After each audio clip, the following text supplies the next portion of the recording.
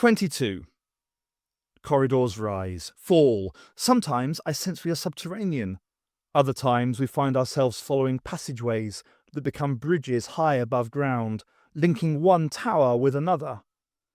Meanwhile, I try not to guess what we might see if we were to look at the monitor screen the Professor carries in his pocket.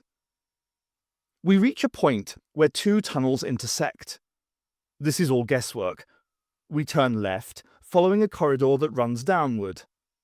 Then the Professor catches my arm. "No! Look back the way we came." I follow his line of sight. At the centre of the intersection, I see a figure. "It's the same one," I whisper. "The old man. And if I'm not mistaken, Jeremy, he's showing us the way again." The old man points. He's indicating the passageway that leads straight on, whereas we turned left. "He was right before, Professor." "Indeed he was. But then again, is he merely showing us the quickest way to our own prison, The answer that comes before mine is far more eloquent and infinitely more convincing than the one I was framing ever could be. A ball of light sears a path through the air. It strikes the white-haired old man in the chest. Instantly, he dissolves into a vapour that ascends towards the ceiling. "Back against the wall, Professor. Here comes another one." Even as I finish speaking, I see the Dalek glide to where the old man was standing. My reflexes are hot. I've aimed and fired before I've even framed the aim-shoot thought. The Dalek bursts into blobs of fire that spatter against the walls. The Professor takes the lead. "We should be close," he tells me. "These must be the prison guards." It looks as if we had an ally. I wish he'd lasted a little longer. "Oh, I don't know. I get the impression that our guide might be around somewhere." Where the old man had stood at the top of the slope, a wash of black powder covers the floor, all that remains of him after the Dalek struck.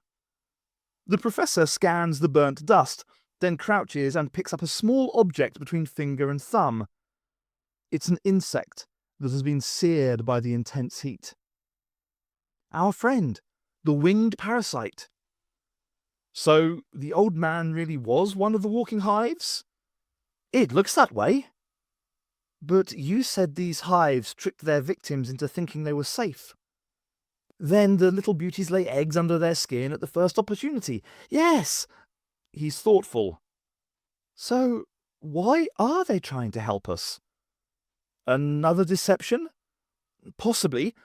Or perhaps they hate the Dalek as much as you do. Those bugs? They're not intelligent, so how can... I never said they weren't intelligent.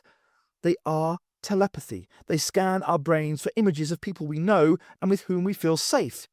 That governs their choice of disguise.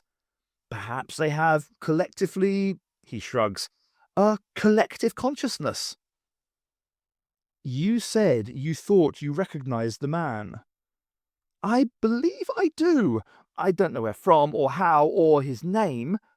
But he once possessed a key that... He strains to remember. He possessed a little key to a box. A box that, although it is very small, is also very large. A key that... Moisture forms on his face. Tension builds, pushing veins out against his skin. Then he shakes his head with a sigh that roars from his lips. No, it's no good. Gone again. Dash it all. Well, our friend pointed the way, so we should move. I check that the gun is ready to fire. 2 Daleks destroyed. But something tells me there are plenty more haunting the iron gut out of this sinister building.